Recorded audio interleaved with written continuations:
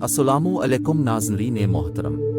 नाज़रीन, उसामा बिन लादन का मुकम्मल नाम उसामा बिन मोहम्मद बिन आज़ बिन लादन है। उसामा बिन लादन 10 मार्च 1957 को सऊदिया अरब के दार अल हुकूमत रियाज़ में पैदा हुए। अमेरिका की दहशतगर्दों की फहरिस्त में उनका नाम शामिल है। अमरीकियों का कहना है कि इसकी फ़ौज ने उसामा बिन लादन को 1 मई 2011 को एबटाबाद में कत्ल कर दिया। उसामा बिन लादन का ताल्लुक सऊदी अरब के मशहूर रईस ख़ानदान बिन लादन ख़ानदान से है। उसामा बिन लादन मोहम्मद बिन आज़ बिन लादन के साहिबजादे हैं, जो शाह फैसल के ख़ास दोस्तों में शुमार किए जाते थे। बिन लादन का कारोबार पूरे मशरिक़ वस्ता में फैला हुआ है। उसामा के बकौल उनके वालिद ने इमाम मेहदी अलैहिस्सलाम की मदद के लिए करोड़ों डॉलर का एक फंड कायम किया था और वो सारी जिंदगी इमाम मेहदी का इंतज़ाम करते रहे। एक इंटरव्यू में उसामा बिन लादन ने अपने वालिद के बारे बताते हुए कहा कि शाह फैसल 2 ही शख्स की मौत पर रोए थे। इन 2 में से एक मेरे वालिद मोहम्मद बिन लादन थे और दूसरे वज़ीर आज़म पाकिस्तान जुल्फ़िकार अली भुट्टो थे। 80 के अशरे में उसामा बिन लादन मशहूर अरब आलम दीन शेख अब्दुल्ला अज़ाइम की तहरीक पर अपनी तमाम ख़ानदानी दौलत और ऐशो आराम की ज़िंदगी को खैरबाद कहकर कम्युनिस्टों से जिहाद करने के लिए अफ़गानिस्तान आ गए। मुजाहिदीन के हाथों रूस की शिकस्त के बाद जब मुजाहिदीन की क़यादत अफ़गानिस्तान में इक़्तिदार के हुसूल के लिए आपस में झगड़ पड़ी तो उसामा बिन लादन मायूस होकर सऊदी अरब चले गए। जब उसामा बिन लादन सऊदी अरब में थे तो सद्दाम हुसैन ने 1991 में कुवैत पर हमला करके इस पर कब्जा कर लिया। इस मौके पर जहां दुनिया के अक्सर ममालिक ने इराक के इक़दाम को खुली जारहियत करार दिया, वहां बाकी अरब ममालिक इराक के इस कदम को मुस्तक़बिल में अपनी सलामती के लिए ख़तरा समझने लगे।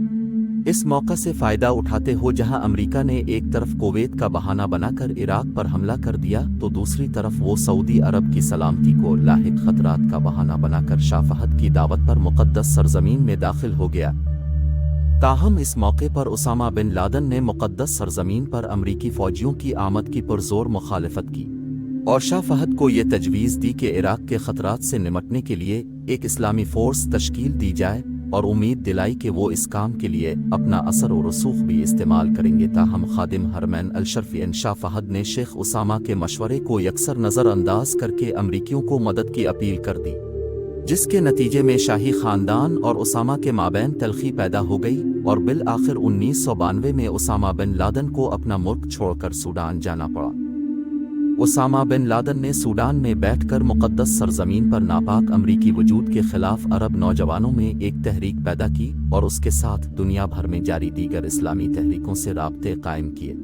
इसी दौरान में उसामा बिन लादन ने दुनिया भर में अमरीकी मुफादात पर हमलों का मशहूर फतवा भी जारी कर दिया, जिसको सारी दुनिया में शोहरत मिली, यहाँ तक कि उसामा बिन लादन की अमरीका मुखालिफ जिदोजहद की बाज़गश्त अमरीकी ऐवानों में सुनाई देने लगी।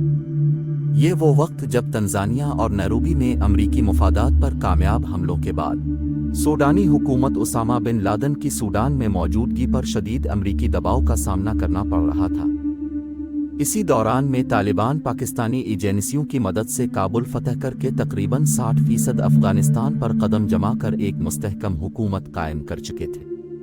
इसी साल यानी 1996 में उसामा बिन लादन अपने एक प्राइवेट चार्टर्ड जहाज़ के ज़रिए अफ़गानिस्तान पहुँचे, जहां उन्हें तालिबान के अमीर मुल्ला मोहम्मद उमर अखविंद की जानिब से अमारात इस्लामिया अफ़गानिस्तान में सरकारी पनाह हासिल हो गई। उसामा बिन लादन ने अफ़गानिस्तान के मानूस माहौल में बैठकर अपनी तंजीम अल-कायदा को असर नौ नज़ाम किया और दुनिया भर में अमरीकी मुफादात को निशाना बनाने की कार्रवाइयाँ तेज़ कर दी। उसामा बिन लादन ने अपने जिहादी ठिकाने ज़्यादातर जलालाबाद से करीब तूरा बोरा में कायम किए। 1997 में अमरीकी सदर बिल क्लिंटन ने उसामा बिन लादन की हवालगी के लिए तालिबान पर दबाव डाला, मगर तालिबान ने अपने मेहमान को अमरीका के हवाले करने से इनकार कर दिया, जिसके बाद तालिबान और अमरीका में तलख़ी काफ़ी बढ़ गई। 1998 में अमरीका ने क्रूज़ मिसाइल से अफ़गानिस्तान और सूडान पर हमला किया और दावा किया कि हमले में उसामा बिन लादन के जिहादी कैंप को निशाना बनाया गया है और हमलों का मकसद उसामा बिन लादन की ज़िंदगी को ख़त्म करना था। इस हमले के बाद उसामा बिन लादन को इस्लामी दुनिया में एक नई शनाख्त मिली। पूरी दुनिया में उनकी शोहरत हुई और हर जगह उन्हीं का तज़किरा होने लगा। اس حملے کے بعد القاعدہ کے قدرے کم مقبول رہنما پوری دنیا میں امریکی عزائم اور جارحیت کے سامنے واحد مد مقابل کے طور پر پہچانے جانے لگے۔ ان حملوں کے بعد القاعدہ کو رضاکار بھرتی کرنے میں بھی آسانی ہو گئی۔ ان حملوں کے بعد اسامہ بن لادن روپوش ہو گئے اور عوامی اجتماعات میں شرکت سے اجتناب برتنا شروع کر دیا۔ امریکی حکومت نے 11 اکتوبر 2001 کو امریکہ کے شہروں نیو یارک اور واشنگٹن میں ہونے والی دہشت گردی کی کارروائیوں کا الزام محض 1 گھنٹے کے اندر ہی ہزاروں میل دور بیٹھے اسامہ بن لادن پر لگا دیا۔ تاہم اسامہ بن لادن نے اس واقعہ میں ملوث ہونے سے واضح انکار کیا۔ اس کے باوجود دنیا کے سب سے طاقتور ملک نے اقوام متحدہ کی منظوری کے ساتھ کم از کم 40 دوسرے خوشحال ملکوں کے ساتھ مل کر اکتوبر 2001 کے وسط میں دنیا کے کم زور ترین اور پسماندہ ترین ملکوں میں سے ایک افغانستان پر دھاوا بول دیا۔ تاہم 7 سال گزر جانے کے باوجود اسے اپنے بنیادی مقصد یعنی اسامہ بن لادن کو پکڑنے اور القاعدہ کو ختم کرنے میں کوئی کامیابی حاصل نہیں ہو سکی۔ آج بھی امریکیوں کے پاس میڈیا کو جاری کرنے کے لیے دعوے تو بہت ہیں، لیکن در حقیقت ان کے دامن میں ناکامی کے سوا کچھ نہیں ہے۔ اسامہ بن لادن کی زندگی کی طرح ان کی موت بھی ساری دنیا کے لیے ایک معمہ رہی، اور اس کی وجہ بھی خود امریکی حکام کا رویہ ہی تھا۔